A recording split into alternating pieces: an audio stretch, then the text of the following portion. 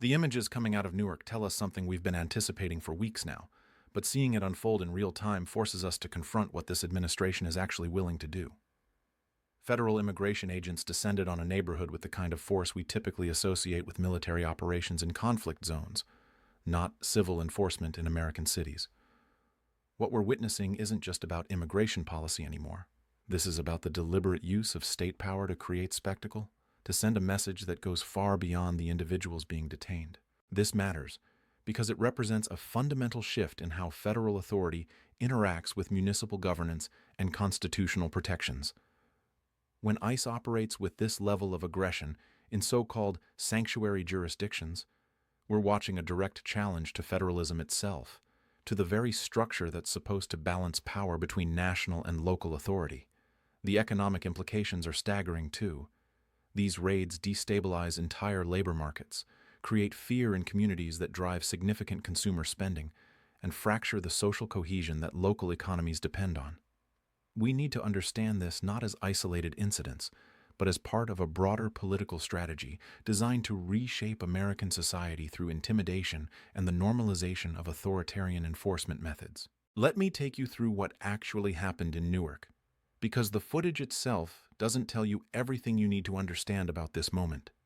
What we saw was federal agents in tactical gear moving through residential streets, entering buildings, detaining people in front of their families and neighbors. The visual spectacle was designed to be dramatic, designed to be filmed, designed to circulate through media channels until it reaches every undocumented person in this country and sends an unmistakable message about what this administration is prepared to do. But here's what you need to grasp. This isn't about immigration enforcement in any traditional sense. This is about power, about testing the limits of executive authority, and about fundamentally restructuring the relationship between the federal government and the American people. When you watch those images, you're seeing something that Richard Wolff would immediately recognize as a symptom of a system in crisis. This isn't how stable democracies with functioning social contracts operate. This is how governments behave when they need to project strength, because they're actually dealing with profound structural weaknesses. Think about what's happening in the American economy right now. We have wealth concentration at levels we haven't seen since the Gilded Age. We have an entire generation locked out of homeownership, drowning in debt, working multiple jobs just to survive. We have infrastructure crumbling, public services deteriorating, and a healthcare system that bankrupts families. These are the real crises facing ordinary Americans. But instead of addressing these fundamental economic failures, we get military-style immigration raids that accomplish nothing except generating fear and division. This is a classic deflection strategy that's been used throughout history whenever economic elites need to redirect public anger away from systemic inequality and toward vulnerable populations. The Newark raids aren't happening in a vacuum. They're happening precisely when this administration needs to demonstrate that it's doing something, that it's fulfilling campaign promises, even if those actions don't actually solve any of the problems they claim to address. Because here's the uncomfortable truth that doesn't get discussed nearly enough in mainstream political coverage. Undocumented immigration is not the cause of wage stagnation. It's not the cause of unaffordable housing. It's not the cause of healthcare costs spiraling out of control. And it's not the cause of American manufacturing jobs disappearing. Those problems have structural economic causes rooted in how capitalism has evolved over the past 50 years, in how corporations have shifted their relationship with labor, in how financialization has transformed our entire economic system. But it's much easier, politically speaking, to stage dramatic raids in immigrant communities than it is to confront the actual power structures that have rigged the economy in favor of the wealthy. It's much easier to blame people who have no political power, who can't defend themselves in the public square, who can't hire lobbyists or fund political campaigns. This is what Wolff means when he talks about scapegoating as a fundamental tool of maintaining economic hierarchies.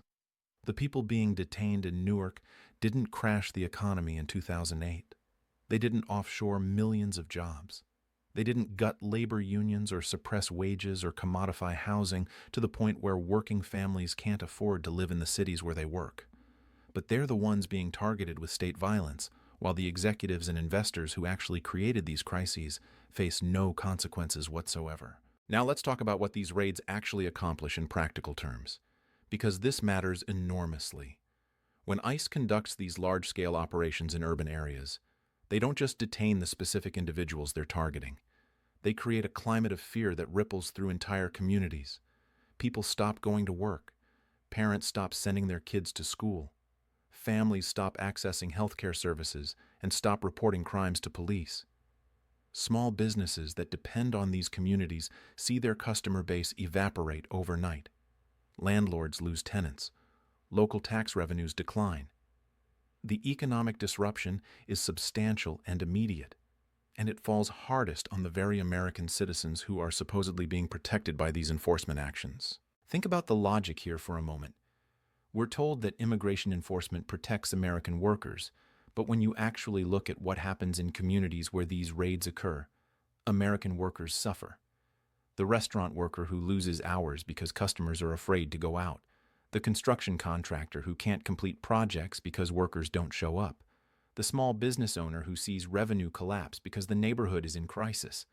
These are real economic consequences that harm real American citizens, all in the name of enforcement theater that doesn't actually address the underlying issues in our immigration system or our labor market. And here's where the analysis needs to go deeper, into territory that makes people uncomfortable, but that we absolutely must confront. The United States economy has been structured for decades around the exploitation of undocumented labor. This isn't an accident, and it isn't a bug in the system. It's a feature. Industries from agriculture to construction to hospitality to meat packing have built their entire business models around access to workers who have no legal protections, who can't organize, who can't demand fair wages or safe working conditions, who can be threatened with deportation if they complain. This creates a permanent underclass that suppresses wages for everyone, documented and undocumented alike, while delivering massive profits to employers. If this administration actually wanted to address illegal immigration, they would go after the employers who create the demand for undocumented labor. They would impose serious penalties on corporations that knowingly hire people without proper documentation. They would strengthen labor protections so that all workers, regardless of immigration status, could report violations without fear of deportation. They would raise the minimum wage and strengthen unions so that American workers had real bargaining power. But they're not doing any of that, are they? Instead, we get theatrical raids that target the most vulnerable people in the economic system, while leaving the power structures that exploit them completely intact. This is what systemic analysis reveals, that the cruelty isn't incidental, it's essential to how the system functions. The fear generated by these raids serves a purpose. It keeps undocumented workers compliant, desperate, willing to accept whatever conditions employers impose. It prevents organizing, prevents solidarity between documented and undocumented workers, prevents the kind of unified labor movement that could actually challenge the concentration of economic power. And it provides a convenient political spectacle that allows politicians to claim they're being tough on immigration, while doing absolutely nothing to challenge the corporate interests that profit from the current arrangement.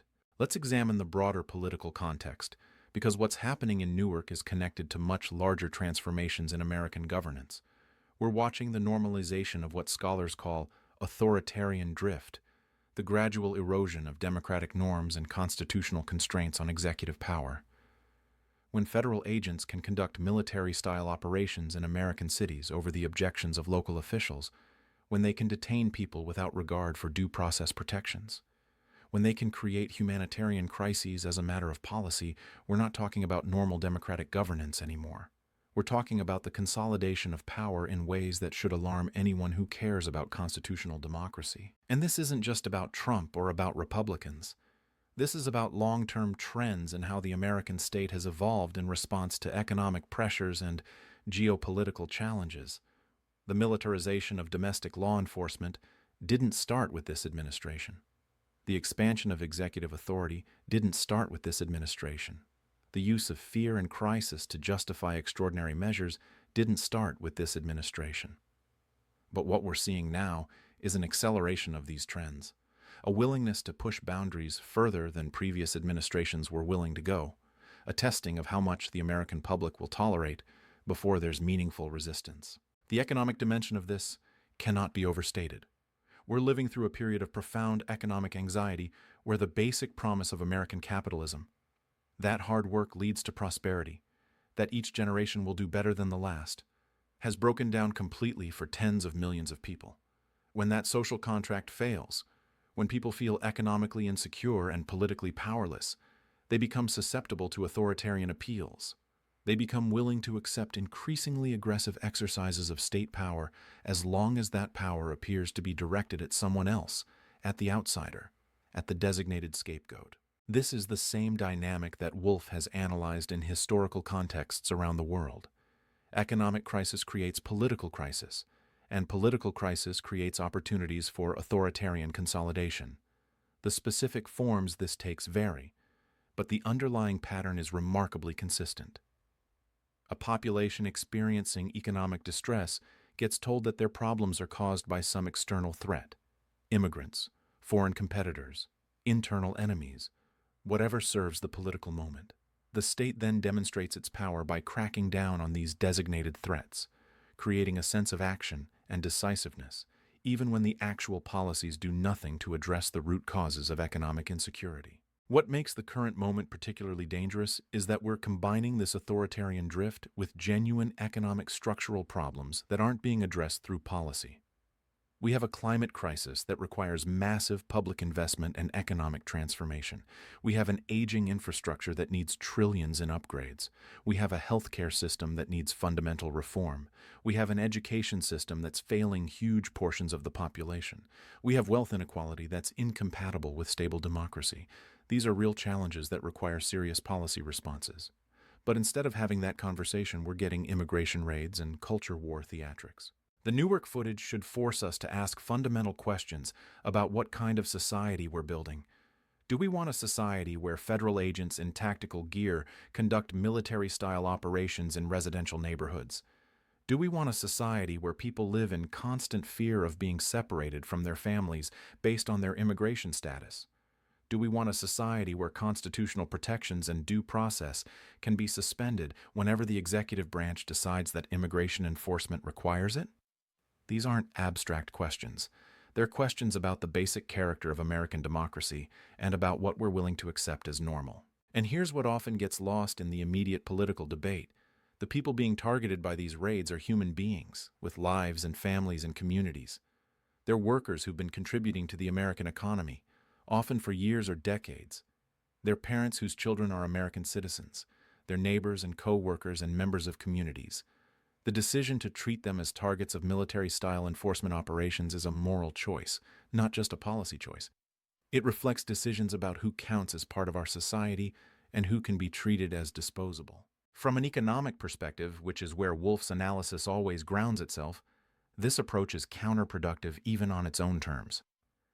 If the goal is a prosperous, stable society with broadly shared economic security, you don't achieve that through mass deportations and enforcement terror.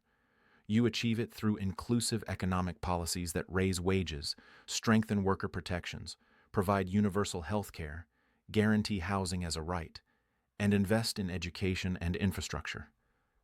You achieve it by building an economy that works for everyone, not by dividing the working class against itself and using state violence against the most vulnerable. The tragedy is that we know what actually works. We have historical examples and contemporary examples from other countries of how to build more equitable, more stable, more prosperous societies. But those approaches require challenging concentrated economic power. They require redistribution. They require treating labor as something more valuable than capital. And they require recognizing that human dignity and security are more important than corporate profits.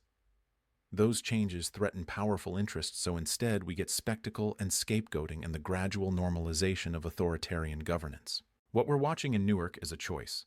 It's not inevitable and it's not necessary. It's a deliberate political strategy designed to serve specific interests and advance specific goals. Understanding that means we can resist it. We can organize against it. We can demand different priorities and different policies. But it requires seeing through the spectacle to the underlying power dynamics, and it requires refusing to accept that this is just how things have to be. The images are disturbing, but they should also be clarifying. They should help us understand exactly what's at stake and exactly what kind of society we're being asked to accept. And that understanding, difficult as it is the first step toward building something different.